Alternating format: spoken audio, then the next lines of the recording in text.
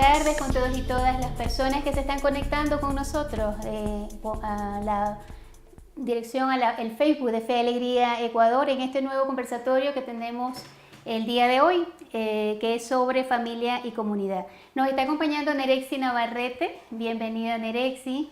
Nerexi es consultora de incidencia comunitaria y acción pública del proyecto TICS de la inclusión de Fe y Alegría.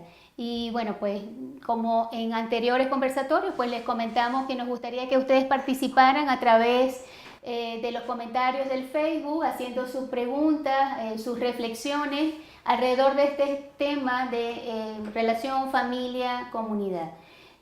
A lo largo de la conversación, bueno, pues nosotros iremos también haciendo pase para que esos comentarios y esas preguntas de ustedes, bueno, pues también salgan al aire y que realmente sea un diálogo, ¿no? Un diálogo de saberes 2.0, como nos llamamos en este espacio. Bueno, Nerexi, muy gustosos de que estés y gustosas de que estés presente acá. Sí nos gustaría quizás que comenzáramos un poco compartiendo tu experiencia, ¿no? O sea, tú has estado trabajando con familias, quizás en distintos escenarios, ¿no? Quizás en este momento uno de ellos es Fe y Alegría. ¿Cómo ha sido esa experiencia? ¿Qué trabajo has tenido? ¿Cómo ha sido esa relación con las familias con las que tú has estado involucrada en proyectos o en trabajos específicos que has realizado? Nos gustaría que comenzáramos un poquito por allí y que luego, bueno, pues sigamos conversando alrededor de otros interrogantes, ¿no? Hola, muy buenas. Como ha dicho Beatriz, muchas gracias, ¿no?, por este espacio. Mi nombre es Nerexi Navarrete. En realidad estoy gustosa y agradecida, ¿no?, a Dios y a ustedes por haberse detenido, parar en este trajín de vida para poder reflexionar al respecto al tema de familia. Que creo que el tema de familia, como tú has dicho, sería interesante conversarlo desde la experiencia, ¿no? Y sí, mi experiencia viene desde hace 2 años, pero quiero enmarcarla también desde el Ser Montubia de Manabí, que es un estilo de familia donde yo también aprendí muchas cosas que ahora las voy haciendo también con otras familias, ¿no? Mi primera experiencia de familia en Manabí fue en la cárcel, porque yo trabajaba con los niños de la calle y la mayoría de sus padres o sus mamás estaban en la cárcel. Y esa fue una experiencia muy fuerte para mí, porque era además muy jovencita, en una sociedad súper machista además, donde había que trabajar mucho el tema de cómo también nos miramos desde ese ser mujer y ser hombre, desde equidades, donde el otro es importante, sea hombre o sea mujer. Y ayer que reflexionaba, justo me encontré una foto de la familia con la que primera tuve la experiencia del trabajo con familia hace 10 años. Y fue interesante ver cómo se ha dado todo ese camino, porque luego trabajé en un consorcio que trabajaba con el tema de familias a nivel nacional. Y era con niños que estaban en situación de vulneración de derechos en Casa Familias. ¿Qué hacías en esas? Estás nombrando 2 experiencias. Ajá. ¿Y cuál era En como esas tu 2 papel? experiencias el proceso era estar con las familias para que ellas acompañen a sus hijos y acercar a sus hijos donde estaban las familias, porque no estaban viviendo juntas. Entonces, cómo fortalecíamos el vínculo afectivo y familiar desde cada una de esas situaciones, a pesar de la vulneración que estaban pasando. Y cómo reconstruir desde ahí ese tejido de dar sentido al hecho de que soy hijo, soy hermano, soy padre, soy esposo, desde cualquier situación que esté pasando. Y luego hace 2 años, ya en un proceso más, si tú quieres, educativo, que Fe y Alegría, el regalo, el privilegio, ¿no?, de compartir con madres de hijos con discapacidad, fue un regalo muy grande porque he aprendido desde ellas y agradezco porque sé que algunas madres estarán viéndonos ahora, algunos compañeros también, con los que he aprendido muchísimo, y en este trabajo que se comenzó hace 2 años junto a Leo y Jaime, que son 2 compañeros también del proyecto, comenzamos a acercarnos a esta realidad para trabajar junto a las familias, cuáles eran sus miradas respecto al tema de cómo ellas veían el proceso de inclusión educativa para sus hijos, el proceso de una educación especializada, cómo veían ellas también chicos que ya tienen discapacidad en su proceso de autonomía, en su proceso de inserción laboral, cómo era la situación en este país, en lo local, cómo estaban viviendo ellos. Y algo que nos llamó súper la atención dentro de ese acercamiento es el preguntarles a las familias en cuántos espacios ellas podían estar acompañándose o se sentían acompañadas. Y creo que fue el plus de este proceso que inició hace 2 años, que se llama Diálogos de Saberes, porque lo que más se resaltó fue el tema del poco cuidado al cuidador que se tiene. Como ellas desde hace mucho tiempo habían perdido como la poca capacidad de volverse a mirar, de volverse a encontrar, a ver, a revalorarse. Y desde ahí también encontrarse con otros y con otras. En este proceso que lleva 2 años, las familias han podido reconocer sus saberes, han podido mirarse, han podido valorarse y reconocen que el saber, que es como un tesoro para ellas, es que han valorado que el saber que ellas tienen, a lo mejor el psicólogo, el profe o el director no lo tiene, pero se complementa. En ese momento, las madres encuentran y dicen, después de un tiempito, hemos encontrado un lugar donde sentimos que somos acogidas, donde sentimos que nuestra palabra vale, donde sentimos que podemos alzar la mirada y que podemos sentirnos confiadas de lo que estamos diciendo, lo que estamos hablando. ¿Cómo es ese lugar? O sea, porque hace referencia, bueno, han encontrado un lugar donde pueden hacer eso, pues decir su palabra, etcétera. ¿Qué es ese lugar? ¿Qué hacen allí? ¿Cómo lo organizan? Ese lugar, el primer matiz que yo creo que tiene es que estamos abiertas al diálogo. Es un diálogo que se genera no desde la propuesta de un facilitador, sino más bien que se genera desde las necesidades y aspectos comunes que tienen las madres. Desde esos aspectos comunes o necesidades se comienza a generar un diálogo reflexivo, creativo, transformador, donde ellas comienzan a moverse y a activarse dentro del proceso quizás de su especificidad, de la discapacidad que tiene su hijo, pero que llega un momento en el que la discapacidad ya no aparece, porque lo que aparece es la poca capacidad que han tenido para volverse a mirar como mujeres, como personas, como madres de otros niños, porque quizás ya no le veían. Y ha sido muy encantador porque ese lugar que tú me preguntas es como que se ha creado una atmósfera del cuidado que nosotros llamamos, porque nos hemos dado cuenta junto a ellas que si no estamos bien cuidadas las mujeres, que sostenemos esta parte de procesos en la familia, no solo con discapacidad, sino cualquier familia, la familia puede estar, claro, pero puede estar como una flor marchita, que en cualquier momento decae y que los otros lo que intentan ver es simplemente una flor, pero no una flor que irradia un aroma, no una flor que irradia una energía. Cuando las madres generan entre todas esta atmósfera del cuidado al cuidador, se sienten más irradiadas y van con más energías al cuidado de sus hijos. Suelen estar madres, ¿no? Padres no están presentes en estos espacios u otros miembros de la familia, como quizás pudieran ser las abuelas o los abuelos. Allí, ¿cómo han participado estos otros miembros de la familia en estos espacios que dice, los han llamado diálogo de saberes, casualmente, ¿no? Tenemos el mismo nombre, solo que nosotros somos 2.0. Pero allí, ¿cómo visualizas la participación de otros miembros de la familia? Ha sido muy interesante esta pregunta, Beatriz, porque al inicio sí participaban más madres, muy poquitos padres. Pero eso también ha sido enriquecedor. A medida que las madres se han ido empoderando del proceso, hemos visto la presencia de muchos compañeros, a los cuales yo siempre felicito y agradezco, porque la presencia de la figura de los hombres en el diálogo de saberes no ha sido fácil. Primero, porque desde la mirada en la que esa atmósfera se genera, es una atmósfera de proceso, de tiempo, de ritmo, de ir con calma. Los hombres son muy objetivos. Es objetivo y meta y cumple y punto, se acabó. Entonces, ¿para qué tanta reunión? ¿Para qué tanto diálogo? Pero luego tenemos muchos padres, tutores o abuelos o tíos, como lo has dicho vos, que están participando en este momento. Y que son esos padres, esos tutores, esos tíos o tías las que han ido a compartir a otros y se sienten convocados. En este momento te podría decir que sí, la mayoría son mujeres, pero sí tenemos un porcentaje de alrededor de un 40% que sí son de hombres. Ya, ok. Fíjate que tú has estado contando una experiencia concreta, bueno, varias, pero quizás de la mano con Fe y Alegría, esta experiencia concreta de diálogo de saberes con familias de niños que están en situación de discapacidad. Y bueno, supongo que eso ha implicado también una relación, un encuentro, un diálogo con familias para llamarlos a estos espacios, que no sé cada qué tiempo se reúnen, sería bueno también como saberlo, ¿no? Periódicamente tienen una planificación de temas de reuniones con ellos o van surgiendo sobre la marcha.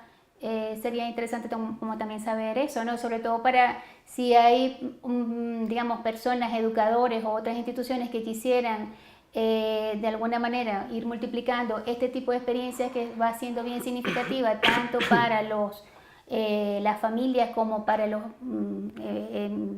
familias en términos de mamá, papá, abuelos, los miembros que sean, como los estudiantes, como los docentes, entonces para que puedan también tener esos elementos como específicos, ¿no? Entonces eso, ¿qué temas tratan? ¿Cómo llegan a esos temas? Aunque has dicho que es desde las necesidades, pero ¿tienen alguna planificación de esos temas cada qué tiempo? Sí, el primer paso fue el acercamiento a la realidad de la familia, como les comentaba. Desde ese acercamiento se pudieron lanzar como desde 3 ejes temáticos que se planteaban trabajar, que uno era el tema de incidencia. Dentro del tema de incidencia trabajábamos el tema del cuidado al cuidador, el segundo tema que era el tema de liderazgo y comunidad, y el tercer tema que era el tema de la exigibilidad social. Esos 3 ejes temáticos grandes se tradujeron en una cuestión que se llamaba Estrategia de Familias Anual. Y ahí esa estrategia la construyó la familia con los facilitadores. Y ellos ubicaban sus fechas de reuniones, sus encuentros y dónde iban a hacer, sus experiencias significativas que les llamábamos. Entonces, la mayoría de ellos se están encontrando cada mes alrededor de unas 25 personas y se encuentran por grupos o comunidades que le llamamos nosotros. Cada comunidad es acompañada por un facilitador. Este facilitador o acompañante es un maestro, un psicólogo o un voluntario que le apasionó este proceso y que quiere apostar por ello. Y luego, cada 3 meses, que tienen una temática de la que han elegido, tienen una experiencia significativa para valorar un poco lo aprendido, evalúan y se proyectan al siguiente trimestre. Ya, ok. Bueno, significa que hay un equipo, entonces también Sí, detrás hay de una eso comunidad base. Si no existe una comunidad base a la cual llamo yo, es imposible llevar el diálogo de saberes. Porque el proceso, si es que ha tenido un poco de éxito en el poco tiempo, de 2 años, pero tampoco es mucho, por eso le llamamos proceso en construcción, porque estamos construyéndolo aún, es porque hay, y agradezco porque hay una gran comunidad de maestros, de psicólogos, de voluntarios que se apostaron y dijeron sí, queremos esto, y que dan horas extras a clases, que dan horas extras para preparar, para hacer creativo el encuentro, o si tenemos que irnos a una jornada afuera, vamos, o el campamento nacional que tuvimos, que fue el que aglutinó al final a todos los diálogos de saberes de cada localidad. La comunidad base es muy clave. Okay. Si no existe una comunidad base que apueste para acompañar y que quiera formarse, es difícil. Ahora, creo que tampoco una comunidad base se desarrolla de la noche a la mañana.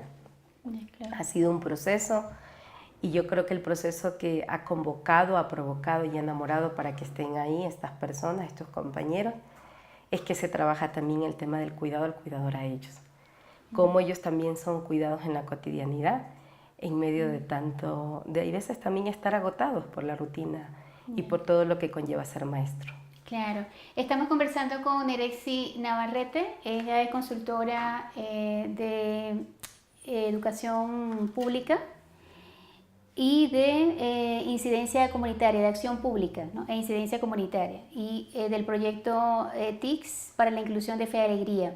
Seguramente nos estarán escuchando personas que están involucradas en los proyectos que tú has estado mencionando.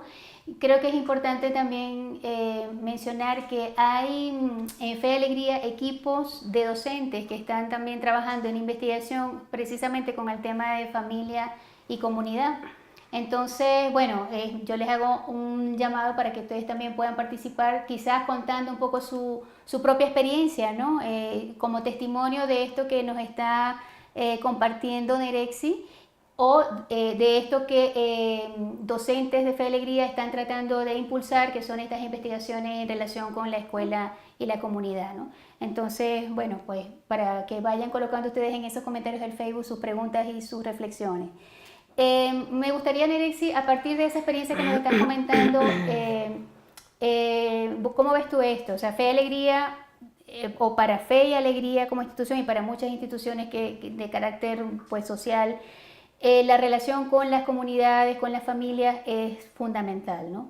¿Qué sería, digamos, cómo debería visualizarse esta relación de escuela-familia, ¿no? Tú en concreto ahorita este proyecto tiene relación con las escuelas y la relación con su familia, la familia de sus estudiantes, en este caso de discapacidad. Pero en general, ¿hacia dónde debería apuntar esta vinculación escuela-familia?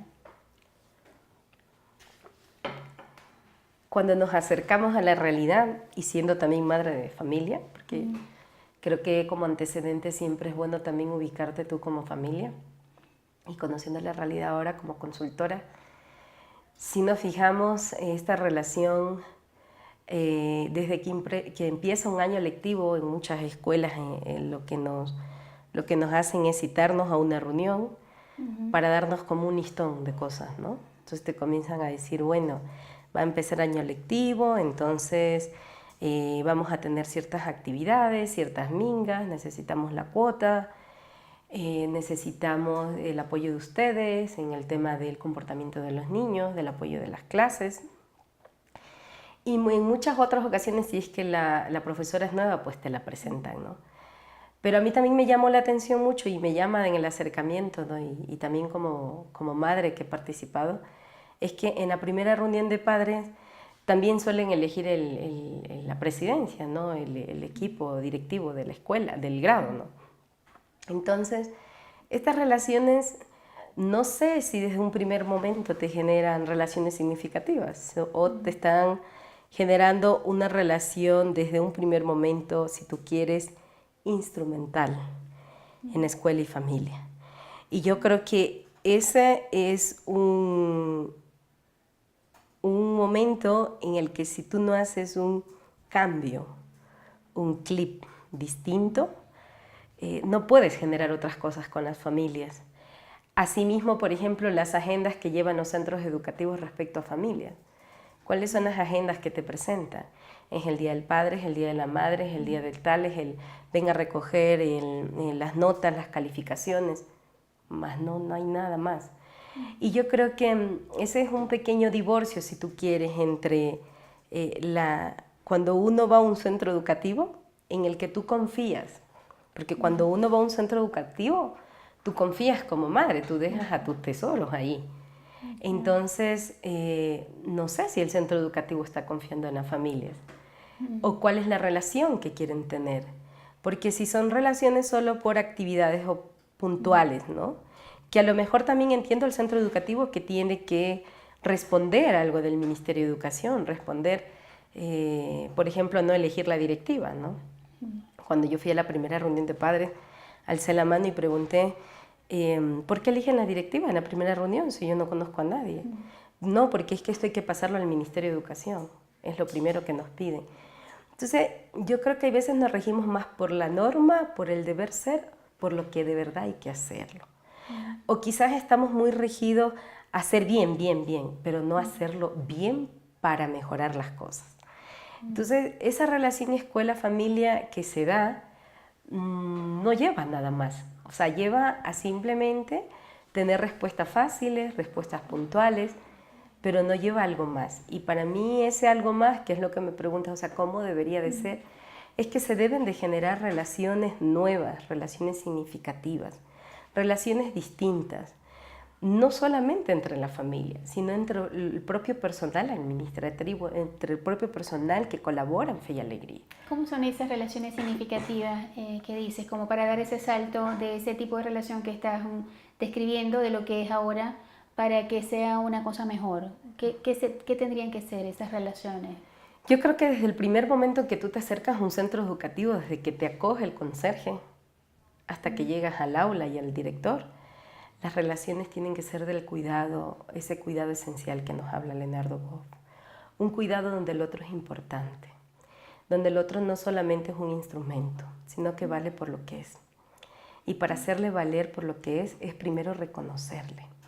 Yo creo que entre la prisa y el cansancio en los centros educativos hay veces ni siquiera miramos quién es el profe ni quién es la mamá, sino es que dejamos al niño y salimos corriendo.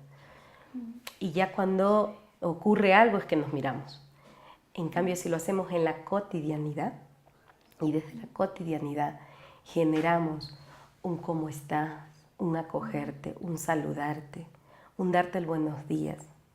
Y mirar es distinto que cuando veo pasar a alguien y veo, sino de ir más allá. Ahora, creo que también esas relaciones significativas se marcan mucho cuando los padres sienten confianza. Yo siempre me pregunto, ¿será que los centros educativos, cuál es la mirada que tienen hacia las familias que llegan, ¿no? Porque depende de donde mires, conoces, reconoces, amas y actúas. No sé si esta relación que te estoy comentando antes permite mirar o permite solo hacer. Entonces, yo creo que el sentido del ser se está perdiendo, pero se está perdiendo quizás por entregar informes, entregar cosas, entregar proyectos o cosas que tienen que responder los profes, ¿no? Al director y el director al ministerio. Entonces esas relaciones significativas para mí se cultivan de tener una actitud de relacionarme, una actitud de mirar, una presencia radical. Y la presencia radical está en una forma de ser, no es una técnica. No es que yo tenga una técnica y voy a ver cómo hablo con esta familia, sino un estilo de relación que se genera de dos en dos y que luego se irradia en el centro educativo. A eso yo le llamo una atmósfera distinta, un ambiente distinto que se siente, donde está la curiosidad, donde está el ver qué pasa. Claro, porque, a ver, si tanto educadores como familias estamos interesados en la educación de nuestros hijos, eso implica que ambos tenemos una responsabilidad y un papel, ¿no? que jugar. Quizás dentro de parte de los centros educativos está desde el conocimiento de cuál es la realidad de esos estudiantes, que implica saber quiénes son sus familias, quizás es una parte, ¿no?, de esa relación también que tú estás comentando. Yo conozco experiencias de centros que visitan, ¿no?, a las familias, ¿no?, a los estudiantes en sus casas, y eso te genera una relación significativa, ¿no?, porque primero tú conoces, digamos, de cerca lo que puede estar viviendo el estudiante, su propio contexto, su realidad, sus necesidades, ¿no? Y quizás eso te da también elementos como para que tú puedas desarrollar un proceso educativo más adecuado, más acorde a lo que realmente los estudiantes necesitan y viven, ¿no? Y por otro lado, la familia también, pienso yo, el hecho de que un maestro o maestra te tienda la mano, te salude, te dé un abrazo, y que vaya a tu casa, o que te la consigas en la comunidad, te da como que también una relación diferente, ¿no? Entiendo que por allí también va lo de estas relaciones diferentes, significativas que tú estás comentando, ¿no? Yo les comento y les recuerdo, estamos conversando con Nerexy Navarrete y ella estamos hablando sobre esta relación familia, escuela, hacia dónde debemos ir, cómo podemos fortalecer estas relaciones con los centros educativos desde el campo de la educación, que es en el que nos estamos moviendo, ¿no? Ustedes pueden ir colocando sus comentarios, sus preguntas. Pueden decirnos también de dónde son, o sea, además de su nombre, de qué región están escribiendo, y bueno, pues para nosotros poderlo compartir por acá, ¿no? Valentina, a ver, tienes algo por allí que compartirnos, ¿no? Si bien nos mandan saludos desde Bolivia, desde la Esteban Cordero, y tenemos una pregunta hasta ahora puntual de Jolie Acosta. En realidad, debido a la realidad económica familiar de los padres y las madres de familia, no asisten fácilmente a nuestros espacios de encuentros. ¿Cómo generar una relación significativa en estos contextos como familia? Esa es la pregunta que tenemos. Ok, Nerexy, a ver, ¿cómo piensas tú esta? Siempre, a nosotros también, Johnny, chévere que hagas esta pregunta. Cuando iniciamos nosotros el tema de diálogos de saberes, la primera situación que nos dijeron es, ¿para qué van a convocar a la familia si es que no van a venir? Esto es por gusto, esto no va a servir, no te va a llegar más de una familia, ¿no? Yo me acuerdo que con ese aliento que recibí en el primer día, le decía a mis compañeros, creo que estamos nadando, no sé, en la tierra más o menos, ¿no? O sea, pero tenemos que ser creativos. Yo creo que tenemos que abrazar la complejidad. Hay veces, cuando se nos presentan estas situaciones, decimos, no va a venir nadie, ¿qué va a pasar? ¿Para qué preparar tanto? Pero si es más importante que el niño aprenda. Entonces, cuando esa misma persona me dijo que el niño aprenda, yo le dije, bueno, muy bien, vamos por ahí. Si tú quieres que un niño aprenda, un niño no viene aislado. Un niño viene de un contexto, y ese contexto es la familia y es la comunidad. Entonces, si tú quieres que el niño aprenda, tú también debes de apostarle a su aprendizaje, a su escuela primordial, que es la familia. Porque ese niño, si tú lo trabajas aislado, no te va a aprender. Te va a aprender quizás algo, pero no va a ser significativo. Pero si tú trabajas en su familia, que es donde es su escuela emocional, la emoción del niño no solamente va a permitirte que aprenda a leer, sino que va a aprender a leer su vida, que va más allá y va a ser más significativo. Entonces, si es en verdad, es realidad lo que dice el compañero. No es fácil que cuando tú convoques a las reuniones, a la primera te lleguen los 300, ¿no? Perdón, como es Fe y Alegría, ¿no? Te llegarán 10, 20, pero está en la capacidad de crear y de hacerles a ellos protagonistas del espacio para juntos construir. Tú hablabas antes de una experiencia de visitar las casas. Sería el éxito, pero Fe y Alegría, con tantas familias que tienes, pasaría todo el día visitando la casa y no acabaría, ¿no? Pero yo sí creo que hay que ser más creativos. Y yo creo que las familias a mí me han enseñado a ser creativa y abrazar la complejidad. Nosotros, por lo general, nunca nos reunimos en horas de trabajo de las familias. Entonces también te exige de parte del otro lado no acomodarte a tu horario, sino que tienes que acomodarte a la flexibilidad del horario de la familia. Si la familia te dice un sábado de 8 a 10, es de 8 a 10. Pero entonces también tienes que ser puntual, de 8 a 10, porque no pueden más tiempo. Si la familia viene a ese encuentro y en ese encuentro no encontró el gusto, no disfrutó del espacio, no te van a venir tampoco. Yo creo que una de las cosas claves del proceso Diálogos de Saber es que las familias se han sentido parte importante del proceso. Y son ellas las que te van diciendo la hora, el tiempo, el ritmo y cómo lo vamos a hacer. Entonces llega un momento en el que ya no tienes a 5 y a 10. Llegas a un momento en el que tienes a 150 familias. Es cuando tú dices, sí, a lo mejor no es fácil. En otros colegios que tú tienes 300 personas, tienes 2 comunidades que son de 20, yo les digo, está bien. Porque en este momento nosotros no necesitamos masas. En este momento necesitamos familias que deseen retarse a construir un mundo distinto y donde el otro es importante.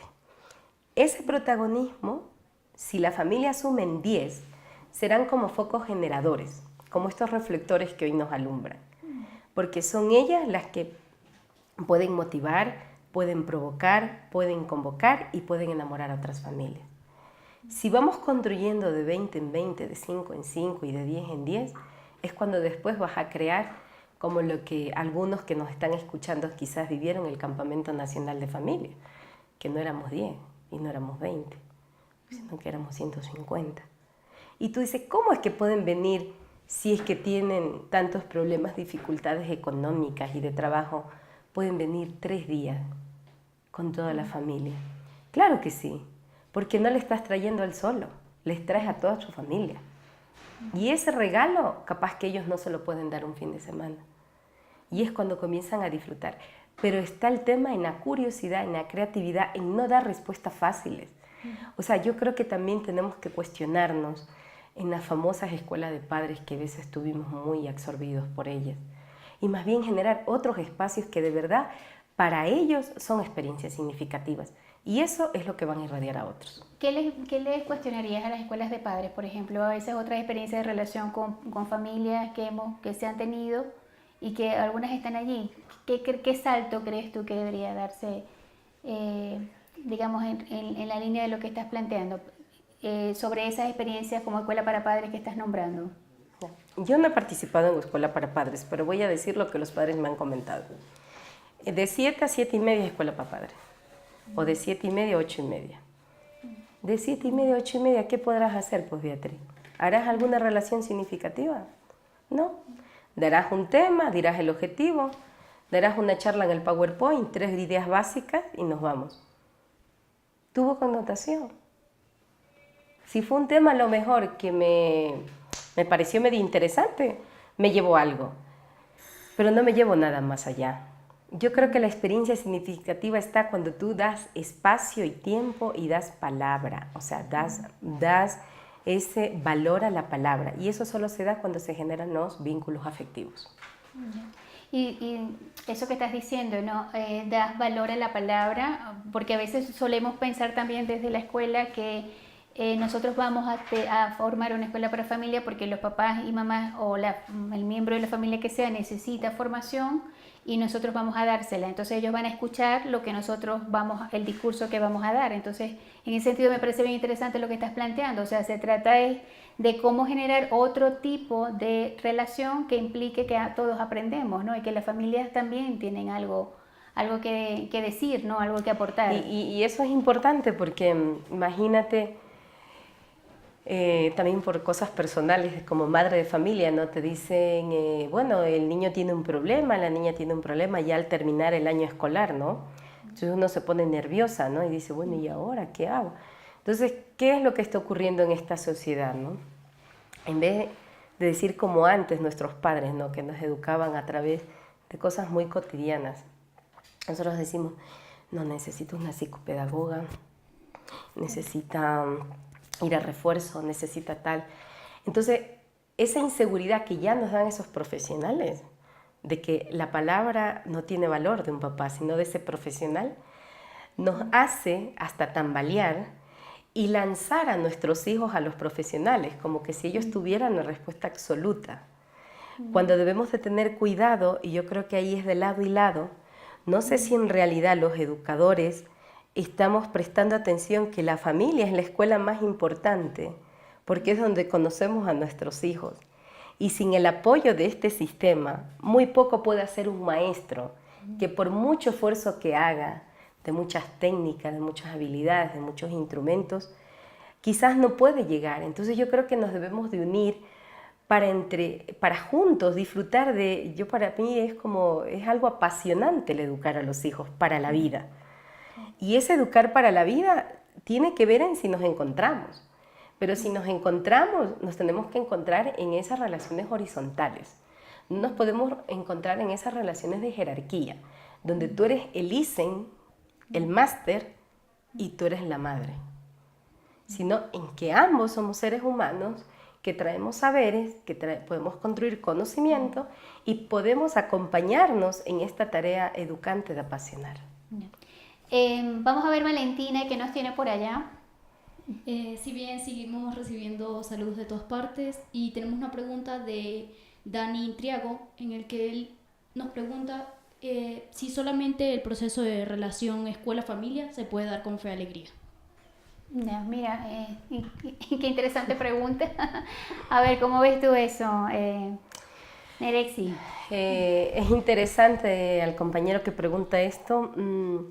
Cuando comenzamos en el tema de familias, una de las cosas que he aprendido también por temas profesionales de desarrollo local es ampliar las redes de apoyo, ¿no? Desde que estoy en el tema de familias, yo me incorporé a una red de convivencia de familias a nivel de Pichincha y que ahora está a nivel nacional.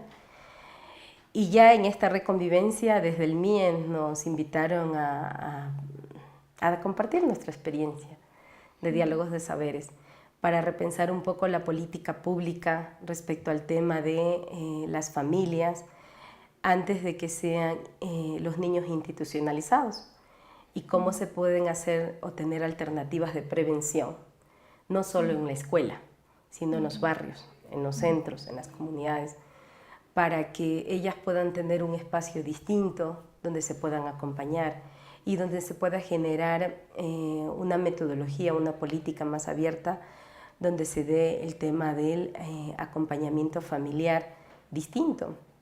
Cuando yo presenté el diálogo de saberes, yo también pensé que se podía hacer quizás en otros lados, porque la gente dijo, no, esto se encaja para muchas cosas, no puede ayudarnos en alguna situación. Entonces yo creo que no solamente se tiene que hacer en Fe y Alegría, yo creo que esto se tiene que hacer donde se pueda hacer, o sea, si se puede hacer en el barrio, si se puede hacer en la comunidad, si se puede hacer en otros centros educativos, hay que hacerlo.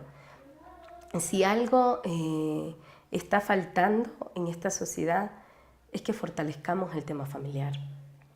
Esta sociedad en la que nosotros podemos visualizar que cada vez contamos quizás con niños que les falta quizás un poquito más de felicidad o que algo está ocurriendo. Y es porque quizás sus situaciones cotidianas no son fáciles. Pero entonces somos los adultos los que tenemos que trabajar para que los niños puedan contar con ambientes más saludables, más afectivos, donde las relaciones se puedan dar y donde él pueda encontrar un espacio seguro. Creo que si generamos o fortalecemos familias de prevención, nosotros, familias de protección, podemos generar bastante prevención en todos los espacios. Y muchos espacios que ahora escucha uno las noticias y dice, ¿por qué llegó a pasar esto, no? ¿Qué ocurrió antes? ¿Por qué no se pudieron dar otras cosas, otras situaciones? Entonces yo creo que el espacio está abierto y el espacio también está abierto a recibir muchos más aportes. O sea, cuando tú abres un espacio, abres el espacio también, no solo es para réplica, sino más bien para hacerlo aterrizado desde la localidad donde se va a acentuar. Claro, desde la localidad y desde la institución o de la organización desde la cual se va a impulsar, porque yo te escucho hablar y me estoy imaginando, por ejemplo, la iglesia. O sea, cuántas cosas no, de hecho hay experiencias concretas, ¿no? También de iglesia, de trabajo con familias, ¿no? O las comunidades también propias en las localidades, cosas hermosas que se pudieran hacer, ¿no? De trabajo con familias a la luz de esto, que pueden ir en la línea de lo que estás planteando, pero también en la línea de otras cosas. A lo mejor el tema, digamos, cultural, deportivo, qué sé yo, que se puedan ir haciendo experiencias, ¿verdad? Que involucren familias y que va en beneficio tanto de niños, de jóvenes, adultos, de la comunidad, ¿no? Yo estaba pensando también, bueno, hay diversidad de familias, ¿no? Y en este tema es bien interesante a ver que lo podamos comentar, sobre todo porque también desde los centros educativos solemos hablar de la familia y miramos un tipo de familia, ¿no? Que es la familia que digamos, nuclear, que está constituida por una pareja, que es mamá, papá e hijos. Y ese es el ideal como de familia, que esté constituida de esa manera y se proyecta como modelo. Incluso podemos encontrar, digamos, en la propia literatura de textos escolares, cuando se toca el tema relacionado con familias, bueno, pues se apunta más a que tenemos que constituir familias así. Pero resulta que de repente la realidad no es tan así. Entonces, ¿cómo ves tú esto? O sea, ¿cómo abordar primero que cuál es la actualidad en torno a cómo se constituyen las familias, qué situaciones están allí que es importante que miremos y cómo abordarlas también desde los centros educativos o de otras instituciones que tienen que ver con educación, aunque no sea escuela? Este es un tema muy interesante de reflexionar y creo que sería un diálogo de saberes 2.0, ¿no? Interno y externo.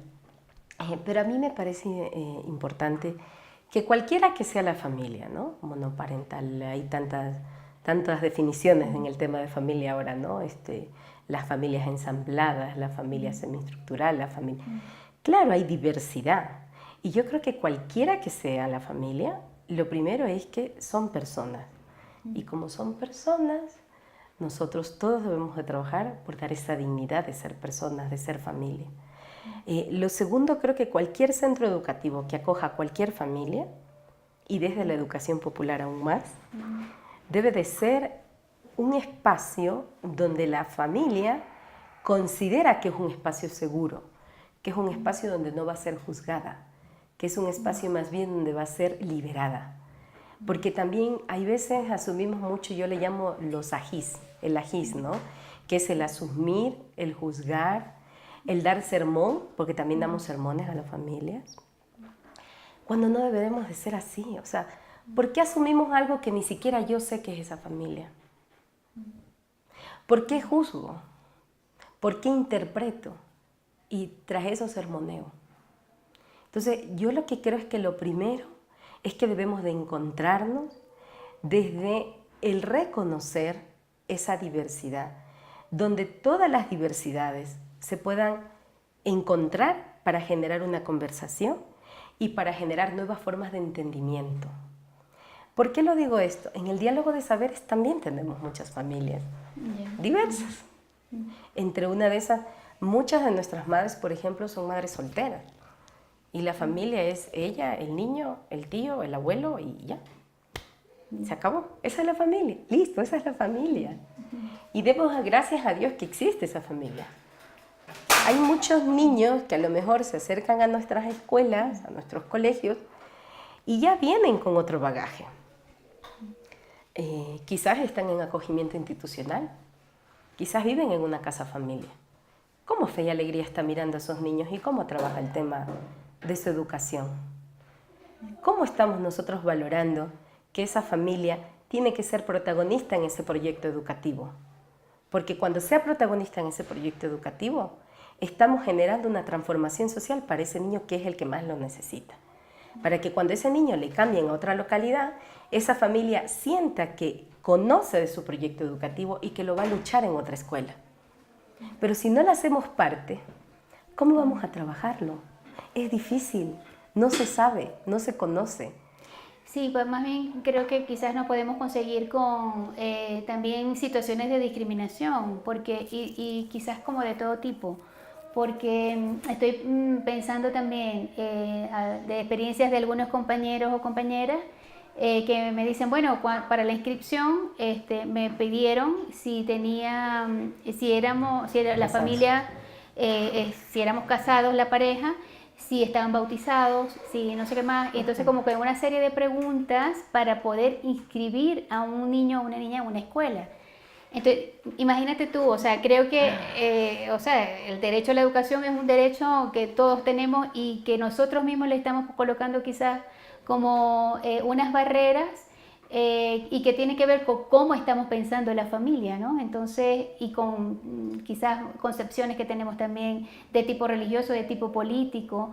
Quizás pueda pasar también algo similar con inmigrantes, ¿no? Ecuador en este momento está teniendo una realidad de una gran inmigración.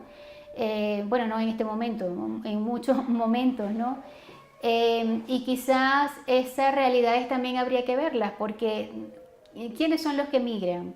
O sea, normalmente no te consigues familias completas. O sea, si no, por un lado el país que la familia llega es una familia disgregada y a su vez una familia que se va disgregando del país de partida. Entonces, en los dos lados tienes una situación bastante compleja, ¿no? En relación a la familia. Entonces, ¿cómo ver todas estas cosas desde un lente de inclusión? ¿Cómo verías tú ese planteamiento? Y pasamos luego, creo que me están haciendo señas por allá que hay gente que quiere participar, ya le vamos a dar la palabra. Entonces, a ver, Nerexia, un poco este tema, ¿cómo lo ves? Y pasamos luego a... Para dar esta respuesta, yo creo que hay que cuestionarse los sistemas estructurales de nuestras escuelas y colegios. Es verdad que cuando te llega, por ejemplo, un chico no acompañado, que es un niño que viene solo de otro país o tal, y que por muchas situaciones hay veces vienen en unas condiciones de situaciones muy vulnerables o con algunas situaciones que son complejas al insertarles, ¿no? en la educación. Tú dices, bueno, pero no podemos decir no a un niño. O sea, ¿cómo le dices no a un niño si está en el derecho, no? Pero entonces, ¿cuál es el proceso, cuál es la estrategia que cuentan nuestros centros educativos para trabajar estos temas? Yo creo que hay veces, y lo digo por algunas compañeras también del DS, por algunas compañeras que encuentro en los colegios, que están agotadas, agobiadas de tantas situaciones y no pueden dar respuesta. Yo le digo, pero es que no hay cuerpo que aguante ni corazón que resista. Yo tampoco diría. Es una persona para tantos niños, para tanta familia. Y con estas agendas que te acabo de comentar, todas disueltas de tantas acciones, cuando a lo mejor deberíamos de preguntarnos, ¿no? de generar espacios y diálogos de reflexión entre todo el equipo colaborativo de los centros educativos.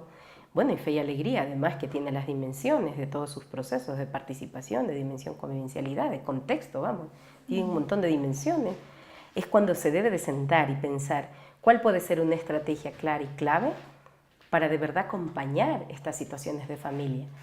Y debemos de tener también redes de apoyo. Fe y Alegría o cualquier institución educativa capaz que no puede resolver todas las cosas, pero sí que debe de contar esas 3 miradas de prevención, ¿no? Esa mirada quizás primaria, secundaria, terciaria, ¿no? A ver, ¿cuál es nuestro nivel? ¿Cuál es el nivel que a lo mejor nos puede acompañar una organización? Pero no dejar a esa persona suelta. Porque el problema está en que como tenemos, hay veces, tanto trabajo, ¿no? Entonces pasamos nomás. Sí, el niño tiene muchos problemas, sí, el niño tiene muchos problemas, el niño se fue a la cárcel. El niño tiene muchos problemas, ¿quién actuó con la familia? Sí, el niño tiene muchos problemas, no nos dio el tiempo, ni nos dio la vida. Esa es una deuda histórica que yo creo que todos debemos a muchos niños de este país y creo que del mundo, de muchas familias. Entonces también debemos reflexionar respecto al tema de cuál es nuestra mirada a esta educación integral y de calidad que nosotros queremos dar cuando atendemos a los niños en situación de mucha vulnerabilidad.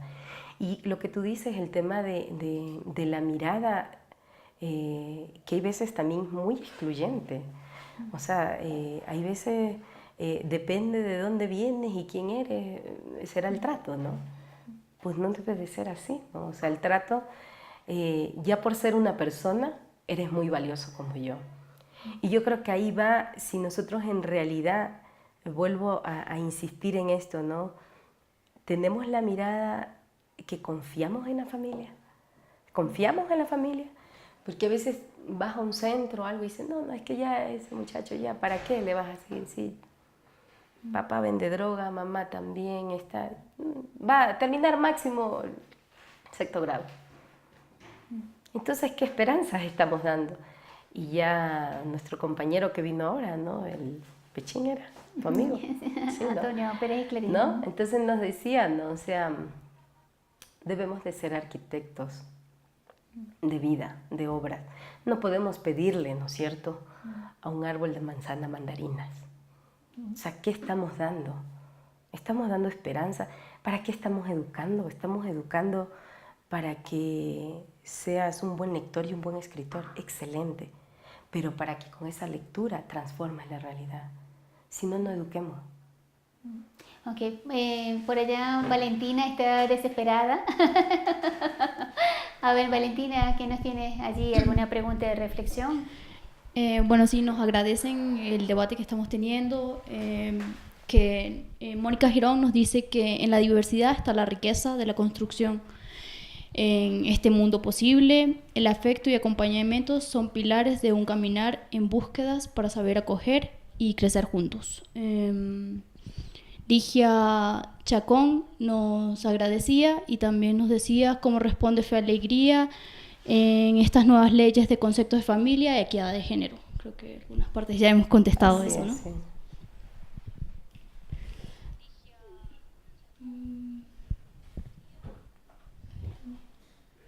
Ok, había...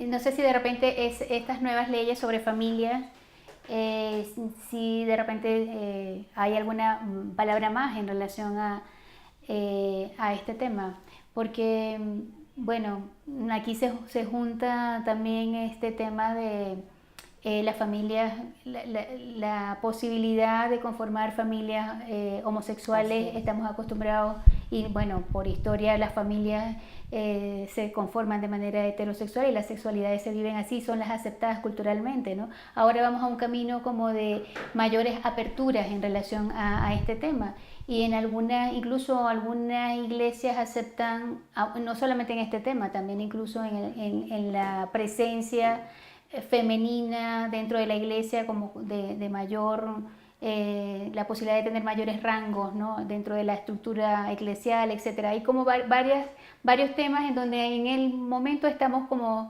cambiando, ¿no? Entonces creo que en la familia también tiene como su lugar en estos cambios. Entonces, ¿cómo lo visualizas, ¿no? Este asunto de la posibilidad de conformar familias y de tener también una legalización en ese sentido de otro tipo, o sea, familias homosexuales, más allá de lo que conocemos en nuestra cultura, ¿no? Bueno, yo creo que primero no hay que escandalizarse, ¿no? Ni asustarse, porque hay otros escándalos más graves y eso no los decimos. Los maltratos y los abusos sexuales que viven todos los días los niños en la familia y que no son de homosexuales y tal, y todo pasa y todo queda y nada pasa. Y nos hacemos los ciegos también. Pero yo lo que sí creo es que este tema sí merece una reflexión interna en Fe y Alegría. Y merece una reflexión interna desde ese cordi, desde esa contextualización de Fe y Alegría. No es muy fácil debatir o decir sí, no, hay que estar de acuerdo, no hay que estar de acuerdo, sino más bien que estas creencias o este tema cultural, que lo tenemos aquí así como bien sembrado, ¿no? Que como que es difícil sacarse un chip para ver otro chip, no es fácil. Eso es un proceso. Eso es un proceso de bastante tiempo, de reflexionar, de hacer interacción, de acercarnos también a esa comunidad. Cuando nosotros, por ejemplo, hablamos de la diversidad en la discapacidad, solamente cuando tú te acercas a una comunidad de sordos y estás con ellos y compartes con ellos, quizás puedes llegar a comprender y entender que cuando los oyentes hablamos, absolutamente les estamos excluyendo 100%. Pero mientras está la persona sorda al frente de nosotros, somos incapaces de respetar e intentar no hablar. Lo mismo pasa con otras diversidades. En el momento en el que tú te acercas o te toca, porque a algunas familias les ha tocado ya vivir esa situación, es cuando sacan los recursos y dicen, no, por aquí tiene que ir la situación. Entonces yo creo que en los centros educativos de Fe y Alegría, si está ocurriendo esto, más bien debería de ser una llamada a convocarnos, a sentarnos, a reflexionar cómo debe de ser esa relación, tanto para las familias como para los niños, para los jóvenes. Sí, y quizás, bueno, y más allá de Fe y Alegría, porque quizás sí, este tema nos toca a todos, ¿no? A todos, bueno, y muchos otros cualquier temas, ámbito. como el que estás comentando ahora en relación al abuso sexual, por ejemplo, ¿no? Una de las cosas que es, digamos, escandalosas en relación a este tema es que tú te encuentras con estadísticas y ves que los abusos sexuales se cometen y maltrato, no solamente abuso sexual, sino maltrato se cometen en los espacios supuestamente seguros, y esos espacios son las familias, ¿no? Entonces, claro, y aunque ha salido, y lo tenemos también en la luz pública, todo el tema de abuso sexual en centros educativos, pero tú sabes, y todos sabemos que esa situación se presenta también en la familia. ¿Qué hacer? O sea, ante estas situaciones que son graves, ¿no? Y que tú hablabas al principio, bueno, la familia debería ser un lugar seguro, ¿no? Para nuestros hijos, ¿no? Y qué hacer ante esta realidad en relación a esta situación de abuso y de maltrato a niños, niñas, adolescentes, bueno, a veces también las personas adultas, ¿no? Los abuelos, pues, que también reciben maltrato. Entonces, allí, ¿cómo ves esta situación y qué podemos hacer desde también el campo de la educación en el cual estamos nosotras involucradas? O los que nos escuchan, la mayoría seguramente están más involucrados desde el punto de vista de la educación. Creo que lo que primero que no hay que hacer son las grandes masificaciones ante un tema boom y que hacen de formaciones para evitar el abuso cuando ya ha ocurrido y nos ponemos todos nerviosos y todos alterados. Entonces hacemos grandes temáticas, grandes cosas para llamar a todo el centro educativo, para que se enteren, para que ya eso ya no llega. Yo creo que lo que hay que hacer es prevenir. O sea, si el centro educativo está para algo, es para prevenir. Y ahí es cuando se debe de generar espacios de prevención en los centros educativos. Si es que nosotros tenemos a los niños ahí todos los días y a las familias, es el lugar social más activo. Ya quizás no encontramos mucho el barrio, la comunidad, la gente trabaja todo el día, como lo decía antes el compañero. Pero donde sí nos encontramos, donde sí están los niños, es en el centro educativo. Ahí es donde tenemos que prevenir para que luego se pueda irradiar en la comunidad. Llamo comunidad el barrio, donde va el niño, donde se mueve. Creo que cuando existe un abuso sexual, ahí sí es una medida que hay que avisar, que hay que informar, pero siempre y cuando tengamos también estas redes de apoyo que yo hablaba antes. Es decir, ¿por qué enseguida ya vamos a la medida judicial? Busquemos las personas adecuadas que tienen experiencia para trabajar con esta situación, para ver los mecanismos. Yo sé que los DS y todo el mundo tiene sus rutas y todo el mundo lo hace, pero el tema está en qué pasa con esa familia y ese niño. Ya le denunciaste, ya le pusiste donde tenía que estar. ¿Quién acompaña? ¿Quién acompaña a esa familia? ¿Quién acompaña a ese niño? ¿Y quién acompaña al abusador? Porque si no trabajas con ese abusador, van a haber más abusos. Entonces hay que trabajar con todos. Quizás Fe y Alegría o cualquier escuela, cualquier lugar, no puede dar respuesta a todo. Pero sí tenemos que tener redes de apoyo de personas que ya trabajan, de organizaciones que trabajan en estas situaciones, para dar a conocer. Y lo que tampoco debemos de ser es hacernos los ciegos, como digo yo, la Shakira, sorda, ciega, tonta y muda. No, yo no conozco, yo no vi, yo sí fui, yo no sé. ¿Cómo que no sabe? Sí sabe. Seamos corresponsables. Es una persona. ¿Qué pasaría si fuera vos? Si fuera tu hija. ¿Te quedarías así? No sé. No, sí. O sea, yo creo que también nos tenemos que conmover, que tener misericordia, de ponernos en el zapato del otro, de acompañar hacia allá, hacia caminar junto al otro. Si no, no vamos a lograrlo. El tema del abuso sexual es un tema que hay que trabajarlo duro, pero no hay que trabajarlo ya porque ocurrió, sino como prevención. Ya cuando ocurre hay que tener los mecanismos. Y finalmente también es consecuencia o sea, de las cosas que dejaste de hacer, que dejaste de trabajar, de las que dejaste de formar, y que termina también, o de las condiciones también que se dejaron de atender y que terminan luego también en este tipo de circunstancias, ¿no? Yo creo que incluso son cosas que se deben trabajar con los propios estudiantes como parte de los currículum, porque a veces también consideramos que, bueno, el trabajo con familia es un trabajo como aparte, que implica, digamos que sí lo es, ¿no? Que implica también unos tiempos extras, que implica un determinado tipo de organización, y de repente, bueno, eso está para el que tiene tiempo para eso, o el maestro o la maestra que quiera dedicarse a eso, o que tenga posibilidades de. Y resulta que de repente, o sea, siendo maestro o maestra en mi trabajo de aula y en el centro educativo, en los tiempos que estoy con los estudiantes, pues también allí puedo ir desarrollando cosas que tienen que ver con esa relación con la comunidad, que tiene que ver también con estos temas que vamos trabajando, y que más allá de aprender matemática, como estabas diciendo, lenguaje o esas habilidades fundamentales, pues también tenemos estas otras cantidad de temáticas que tienen que ver con nuestro entorno y que debemos llevarlas al aula, ¿no? ¿Cómo ves esto? Si esto de alguna manera puede fortalecer también esa relación con la comunidad. ¿Tienes alguna experiencia en relación a esto?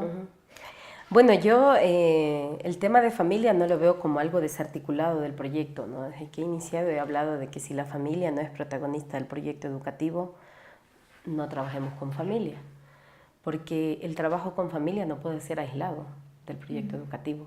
Y cuando hablo del proyecto educativo, hablo del aula, o sea, de cuando yo trabajo con el niño, ¿no?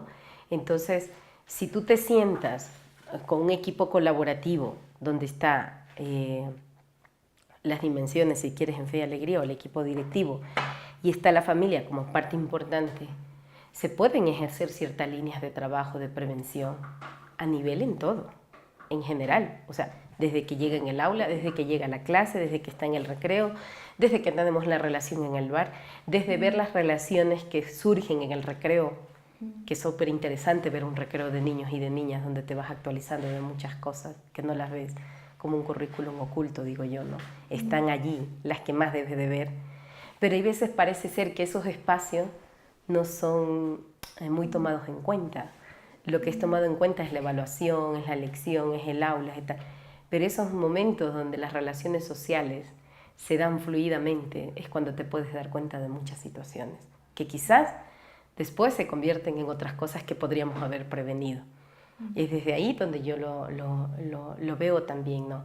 Respecto al tema del abuso sexual, así como experiencia concreta, no he tenido una experiencia dentro del aula, sí puede ser, pero sí que se ha tenido experiencia fuera del aula, ¿no? Y cuando yo hablo fuera del aula, hablo en temas de prevención, ¿no? Donde se ha conversado, por la experiencia que también tengo de jóvenes, y no solo con familias, ¿no? El trabajo un poco también de cómo ellos van visualizando y cómo ellos también van mirando el tema de sus emociones y de los cambios que van dando, el tema de cómo también fijarse en este tema de liderazgo que van siguiendo a otros, desde dónde los siguen, cómo son esas relaciones y cómo enfrentarse a ciertas situaciones, ¿no? Hay muchas situaciones ahora que se dicen, ¿no? De la iglesia, que ha habido el abuso de un sacerdote por tantos niños o tal. Yo digo, pero entonces, ¿cómo formamos a estos jóvenes para que ellos aprendan a crecer en libertad y puedan tomar decisiones? Y puedan decir, aunque tú me formas en esto, esto no está correcto. O sea, el hablarme de Jesús y el del Dios de la vida, esto no es un Dios de la vida, esto es un Dios de la muerte. Pero yo creo que ahí viene el tema de cómo educamos para la libertad, desde la libertad. Cómo educamos para que de verdad los jóvenes sean autónomos, para que tengan su autonomía. Y no estoy hablando de una autonomía donde empezamos a trabajar a los 18 años, sino que empiezo a trabajar desde que nace.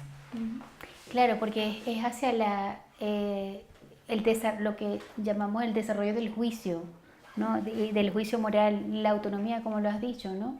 O sea, y que eso se comienza a trabajar desde muy pequeños, y que no necesitas, digamos, a la larga de tener allí al adulto siempre, sino que tú vas teniendo tus propios criterios y vas distinguiendo lo bueno de lo malo y vas teniendo como que tus propias decisiones.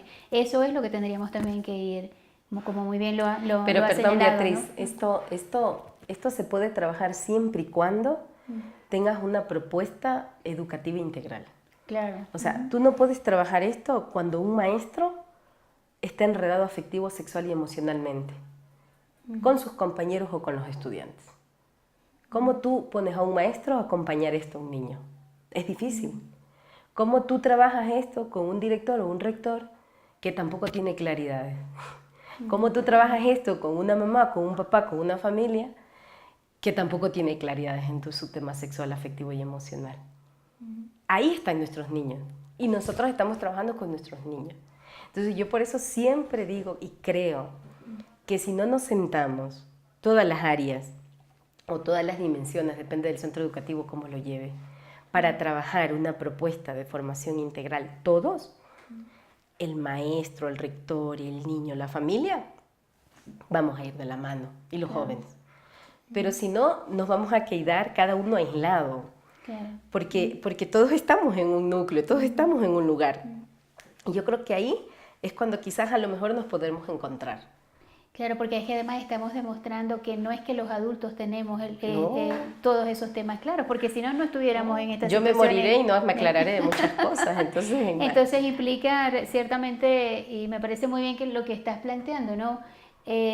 Una formación también para todos, ¿no? Así Para es. todos los actores que estamos involucrados en esta tarea de educar. O sea, no es porque ya lo sepamos, sino que incluso lo del cuidado que hablabas al principio, ¿no? Que también el educador necesita. Así es. De esa ética del cuidado que implica un acompañamiento, implica estar también al lado de...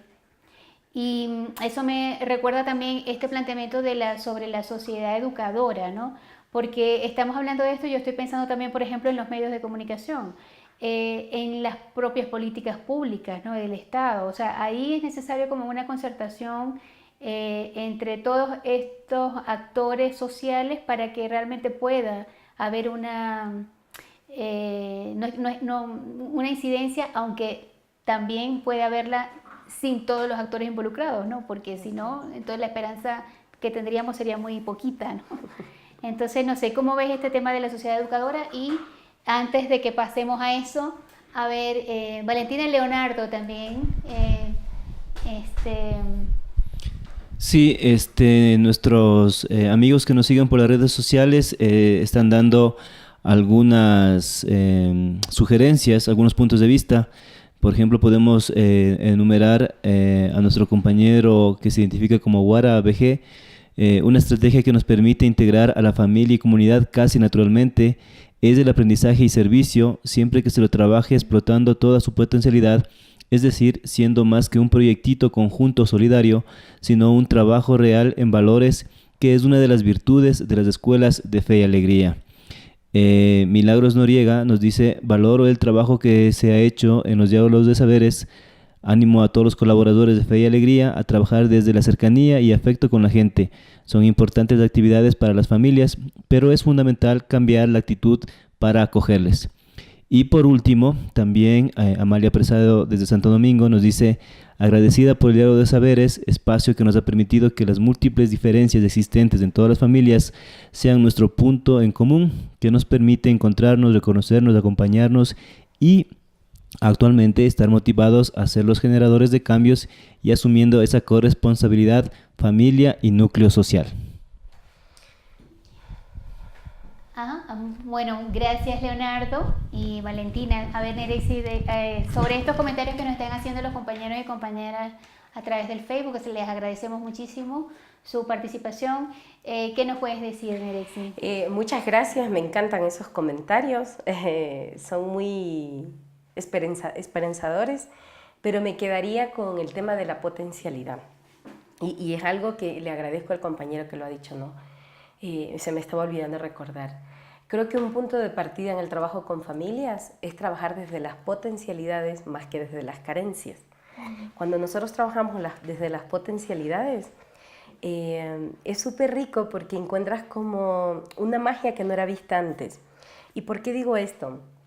Hay en algunas familias que pareciera ser que como que sus potencialidades están dormidas. Se han dormido hace tiempo, no las han visto. Cuando tú generas un espacio, esa atmósfera que hablaba al inicio, que es el cuidado del cuidador, y comienzan a sentirse cuidadas, amadas, acogidas, y reconocen su potencial, cuando se despierta ese potencial que está dormido, la vida, el grupo, el espacio, los niños, los jóvenes, los maestros, el centro cambia. ¿Pero por qué? Porque hay veces los seres humanos como que reconocemos más las deficiencias, lo que falta. Muy poco, hay veces vemos lo que sí existe, lo que hay. Y nos ocurre hasta en el trabajo, ¿no? Hay veces decimos, no, esto falta un montón. Pero también reconoce que has hecho bastante. No, pero somos como, hay veces pesimistas, ¿no? Queremos ver lo que nos falta, ¿no? Que falta, esto falta. Somos duros. Somos duros, entonces... Y duras. Y eso nos pasa también a veces. Yo, en una reunión X, una profesora se puso al frente y comenzó a hablar, vamos, de todo lo negativo del aula. De los niños que gritan, que se pelean, que ni sé qué, que las mamás que estábamos haciendo, qué tal. No dijo una cosa positiva. Yo decía entre mí, si yo viniera de la plaza con 5 niños y vengo a escuchar esta barbaridad, me pego un tiro. No me da ni una esperanza de vida. ¿Qué estamos haciendo también en esa relación? Miremos el potencial que tiene la familia. Y ya no destruyamos más con nuestra palabra. La palabra tiene fuerza, la palabra tiene poder, las actitudes tienen poder. Bueno, fíjate que uno suele conseguirse con esa frase, bueno, aquí en el centro hacemos todo esto y formamos en valores, todo lo bien que trabajamos y tal, pero el problema es que cuando llegan a su casa todo se echa a perder por la familia. Entonces, con esa pregunta que tú hacías al principio, bueno, ¿cuál es la visión que tenemos? Y a veces también es una visión muy negativa en el sentido de eso, precisamente de ver como las carencias y no ver las potencialidades, ¿no? Entonces es un llamado también a eso, y mucho más en movimientos o organizaciones desde un enfoque de educación popular, precisamente se trata es de la valoración, ¿no? De los saberes, ¿no? Y de las experiencias que están en los entornos en los cuales estamos, y los cuales son muchos, ¿no? Pero que a veces no logramos como que detectarlos, ¿no? Entonces creo que eso es bien, bien importante poderlo mirar, ¿no? Yo recordaba también, hay cosas como sencillas que podemos hacer que no tienen mayores implicaciones, pero que son tan significativas. Yo escuchándote estaba recordando una reunión a la que yo fui como representante, como mamá de mis niñas en la escuela. Y recuerdo, a ver, para mí fue muy significativa esa reunión y fue una reunión muy corta y muy sencilla, pero la propuesta había sido que la maestra anteriormente había trabajado con los estudiantes hacer una evaluación a sus papás y mamás, a su familia, ¿no? Entonces, bueno, allí conversaron, se pusieron de acuerdo con algunos criterios y ellos, cada estudiante hizo una evaluación de, qué sé yo, con esos criterios, y el tiempo que pasábamos con ellos, si jugábamos o no jugábamos, si hacíamos las tareas, si conversábamos, de qué conversábamos, ese tipo de cosas, ¿no? Entonces, bueno, cuento esto porque esa actividad que, digamos, muy sencilla, pues, ¿qué generó? Un diálogo muy interesante entre los niños y niñas y sus papás y mamás, ¿no? O la abuela o la persona que estaba allí. Entonces creo que no implicó mayores cosas, fue un trabajo de la docente con los estudiantes en aula y luego un espacio con representantes. Entonces creo que hay cosas muy sencillas que podemos ir haciendo y que van también ayudando a ese encuentro de papás, mamás, familia e hijos, y a esa relación también de los estudiantes con las maestras, porque supuso también una mayor relación, un nivel un poco diferente de la maestra con los estudiantes. Entonces fíjate que eso yo creo que no fue más allá de, digamos, de lo que hace en sus tiempos en la escuela por parte de los docentes, ¿no? Por parte de los niños y niñas también. Entonces, de manera que yo creo que ese llamado que tú haces, ¿no?, a la creatividad, a ver qué cosas podemos ir haciendo y que a lo mejor no tienen grandes implicaciones y que están en nuestras manos poderlos trabajar y poder hacer esos espacios un poco diferentes a simplemente decir cuáles son las notas y decir, regañar al que no, al que va mal, etcétera, ¿no? Sí, hacíamos a ver, hay, Leonardo, un comentario o alguna pregunta por parte del público que nos está escuchando y que nos está viendo. Sí, queremos compartir el comentario de Carmina de la Cruz, nuestra compañera desde Bolivia. Ella dice: compartirles desde la experiencia de Fe y Alegría Bolivia en el trabajo con las familias de nuestros estudiantes con discapacidad. En los procesos de inclusión, la participación en los diferentes espacios que desarrollamos es mayoritariamente femenina. ¿Cómo ustedes motivan para aumentar la participación de los padres? Mira, muy interesante pregunta, Nerexi. A ver, desde la experiencia también que ustedes han tenido, que han venido aumentando también la participación masculina, ¿qué es lo que han hecho? Una pregunta más. Ah, perdón. Sí, también tenemos una Valentina. pregunta de Fausto Torres, que nos felicita de igual manera y nos pregunta: ¿cuál es la propuesta de Fe y Alegría hacia los jóvenes y su familia y en su tiempo libre? Ok. Hola Carmiña, hola a todos. Carmiña, qué gusto recibir un mensaje desde Bolivia. Un saludo a las grandes madres que conozco de Bolivia. Bueno, respecto al tema de cómo se ha incrementado, algo compartí al inicio. Nosotros también éramos muchas mujeres y ya necesitábamos pues, los hombres para equilibrar un poco la situación. Y fue una de las cosas muy interesantes cuando las madres que traían a sus parejas les costaba muchísimo que vengan a la reunión, pero logramos que vinieran unos 2 o 3 al inicio, ¿no? Y luego a nuestros compañeros hombres les fuimos como dando bastante participación y que también ellos nos comenten, ¿no?, ¿por qué se les dificulta, ¿no?, el reunirse, también partir de sus necesidades, y nos iban compartiendo. Luego yo creo que se sintieron muy a gusto, que se sintieron disfrutando, y siempre resaltamos en cada encuentro que viene un hombre más, siempre le resaltamos la participación. O sea, qué importante es tener a un hombre entre nosotros, porque esa participación va a hacer que él pueda convocar a otros hombres. Entonces, casi la mayoría de los hombres que han participado son los que han convocado a otros. Ahora sí tenemos una mayor de número de hombres, ¿no? Y además están ya ahorita en el equipo de líderes algunos hombres, y eso ha sido súper importante. También yo otra de las cosas que creo que nos ha ayudado bastante es reconocer las potencialidades que tienen los hombres y que nosotros quizás no las tenemos. Entonces se ven también que nos complementan y que pueden enriquecer el espacio. Y ya desde de los niños con discapacidad, cuando los hombres se sientan a dialogar y a conversar, esta ha sido una situación muy conflictiva para ellos y ha sido el único espacio donde lo han podido decir, donde han podido compartir y donde también ellos han dicho, no estoy solo, o sea, también tengo otros compañeros con los que puedo ayudarme, puedo consultar.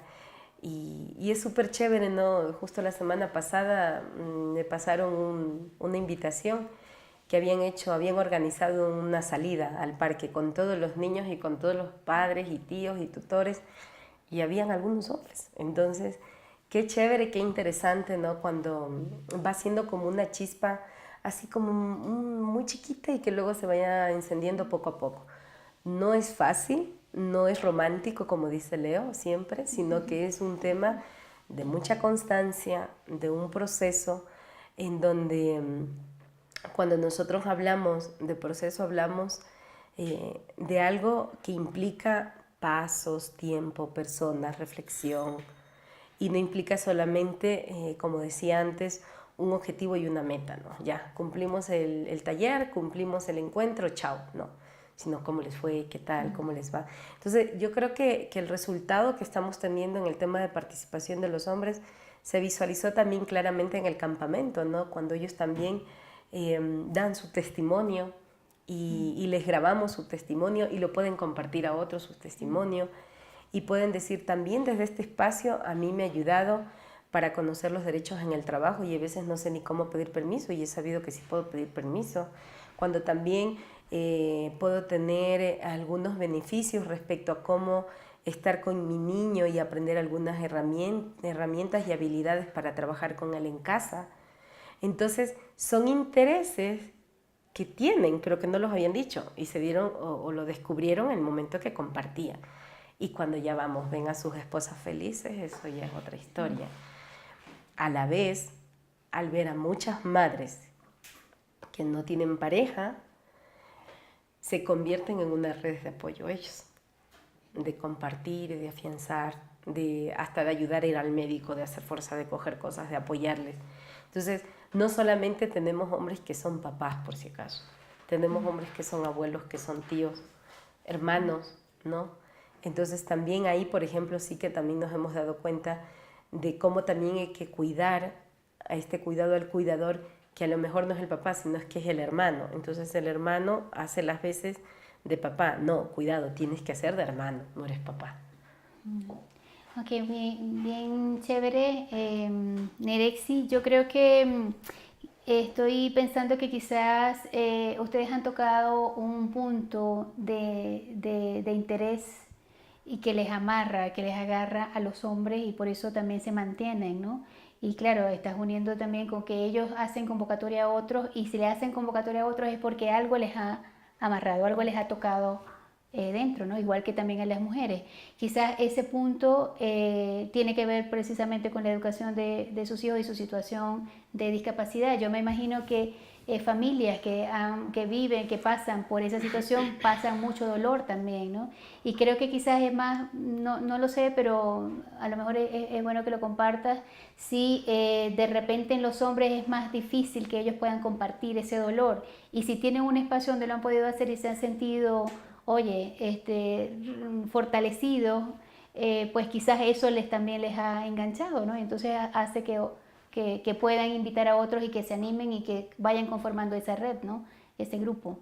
Pienso que de repente a lo mejor eso habría que pensarlo como para otras situaciones, porque la idea es que también el trabajo con familia sea fortalecido desde otros ángulos, no solamente desde el tema de la discapacidad, sino la familia de nuestros estudiantes en su diversidad, ¿no? Sí, yo lo mencionaba más porque sé que las familias de Bolivia son de hijos con discapacidad.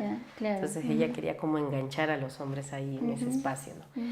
Pero sabes que hay algo súper interesante, que cuando nos encontramos como diálogo de saberes, cada vez hablamos menos de la discapacidad y cada vez hablamos más de nosotros, es decir, de ellos como están, porque una de las cosas que yo creo que a cualquier persona le puede pasar, tenga o no tenga hijos con discapacidad, es que muchas veces al estar en pareja pierden sus relaciones sociales y de repente se encuentran solos, o sea, a veces no tienen ni con un vecino para llorar, o tienen el vecino para chismear, ¿no? O para apoyarse. Pero cuando generan estas relaciones distintas, son esas nuevas relaciones significativas para ellos, con los cuales saben que pueden contar. Una madre de Santo Domingo, muy querida como todas, decía, es que yo encontré esa compañía ante esa soledad que sentía tan inmensa y tan profunda en este espacio. Y ya sé con quién puedo contar. Y no es que pueden contar con Nerexi, no, con nadie. Puede contar con la amiga, con la compañera que se encontró ahí y que sabe que le llama, que sabe que le busca, que sabe que si quiere gritar, grita, que si quiere tomarse un helado, van a tomar un helado. Si no tienen plata, se van a dar la vuelta, pero saben que hay alguien con la que pueden compartir. Y yo creo que a eso es que yo le llamo también relaciones significativas. Es decir, pueden haber muchas herramientas, muchos instrumentos, lo que te ha ocurrido a ti, ¿no? De que se pueden dar en los talleres. Está bien.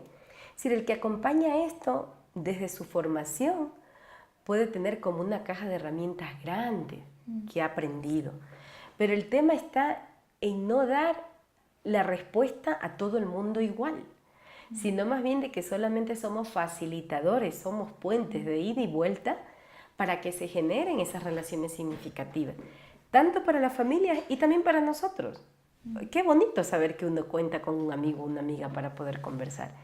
En esta sociedad casi no hay amigos y amigas. Eso nos ocurre a todos. Eso no le ocurre a las mamás o los hijos con discapacidad. Claro. Eso ocurre a todo el mundo. O sea, aquí en esta sociedad lo que se nos ha perdido es que ya no podemos conversar. El tema de las conversaciones nuevas se ha perdido. Las conversaciones son las mismas. Te alisaste el pelo, el celular, la pérdida, las traiciones, la telenovela de llorar. Se acabó. Cuando el lenguaje, cuando las palabras deben de fluir más allá, ¿no? Y es desde, ¿puedo compartir con alguien lo profundo de mi vida? No sé, capaz que no tengo a nadie. Y cuando se genera eso, es cuando tú generas unas relaciones distintas. Porque esas sí que son significativas. Sigas en el colegio o no sigas en el colegio. Ya es una relación con la que cuentas. De acuerdo. Bueno, no sé si hay algún otro comentario por allí. Creo que sería interesante saber de qué regiones nos están escribiendo. Bueno, en esta ocasión nos escribe nuestra compañera Marta Rugel de la Regional Sur, en Guayaquil.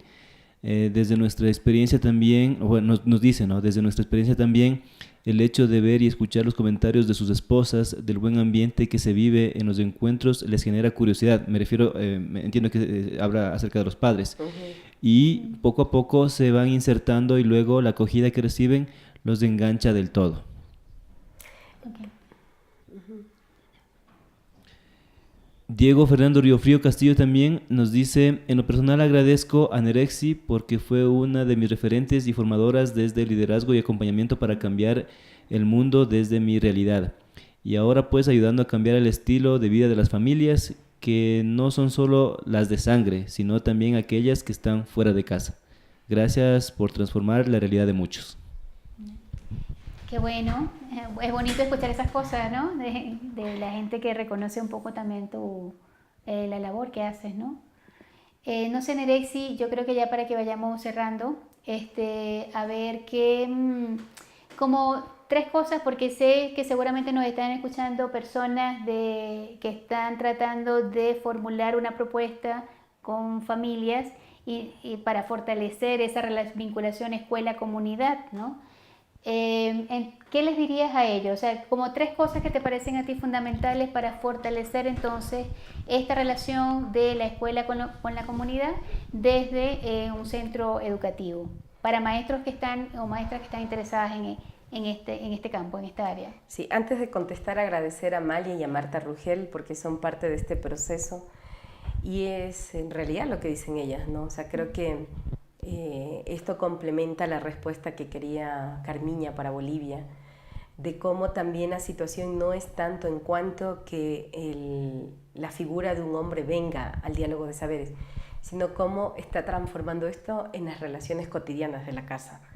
Y que eso al inicio era como muy fuerte y que ahora se va sintiendo que las relaciones van tomando unos ambientes más sanos, un ambiente más armónico, y que eso era lo que a veces también necesitábamos y necesitaban en especial nuestros niños para que ellos también puedan sentir esos ambientes seguros, ¿no? Igual de la Amalia de ser parte, de ser protagonista de este proceso, que fue una de las primeras madres. De las 3 cosas que yo podría decir, la primera es el cambio de actitud. Si seguimos con una actitud de hacer agendas y eventos y cosas para la familia suelta, no vamos a lograr nada. Entonces creo que hay que volver a mirar a la familia. Volvamos a mirar a la familia, reconozcamos que la familia es la escuela fuerte emocional, donde debemos de trabajar en conjunto con los maestros, donde la relación debe de ser una relación de cercanía y de relaciones horizontales. Si ustedes, todos los que nos escuchan, nosotros todos los que estamos en esta sala, nos ponemos a pensar, diríamos, a mí, ¿qué me gustaría en la escuela de mi hijo? Esto. Eso hágalo en su escuela para otros niños, porque usted también es familia. Haga lo que al otro le haga bien y a usted también le haga bien. Y disfrute. Hacer las cosas con alegría. Cuando las cosas no se hacen con alegría, son un peso. Es un doble trabajo, un doble esfuerzo. Cuando las cosas se hacen sin alegría, es algo tensionante. Y si hacemos con alegría, yo creo que debe de ser desde una mirada integral. Debemos de sentarnos, un equipo, todos los del centro educativo, a pensar cuál tiene que ser esa relación para que no sea algo aislado. Cuando yo hablo de familia, la estoy mirando como parte de ese equipo colaborativo para ese proyecto educativo que pretende Fe y Alegría o cualquier centro educativo dar una educación de calidad. La segunda cosa que yo diría es que debemos de tener siempre ese enfoque conversacional, es decir, generar espacios de diálogos creativos, reflexivos, transformadores, donde pueda reconocerse toda la diversidad, donde se reconozca ese sistema de valores distinto del que hablábamos antes y también sea parte para generar otras formas de mirar, de entender el mundo y de cuestionarnos y de no excluir al que creo que no está en mis pensamientos, sino más bien de que ese pensamiento es tan enriquecedor que me complementa y que podemos hacer juntos. Generemos espacios de diálogos, de conversación, de reflexión. No hagamos cosas por hacer. La otra cosa que se me viene a la cabeza y que lo hablé desde el inicio es esa presencia radical y la curiosidad y la creatividad. Nosotros, cualquier persona que quiera trabajar con familias, debemos de ser simplemente facilitadores, que lo único que queremos es ser expertos de generar diálogos y relaciones nuevas y significativas. No de ser expertos en dar una receta para ser felices, la familia feliz, no hay. Lo que necesitamos es generar experiencias significativas distintas donde el otro se reconozca y donde el otro encuentre un lugar seguro, un lugar donde pueda desarrollarse y ser protagonista de cada espacio y su contexto.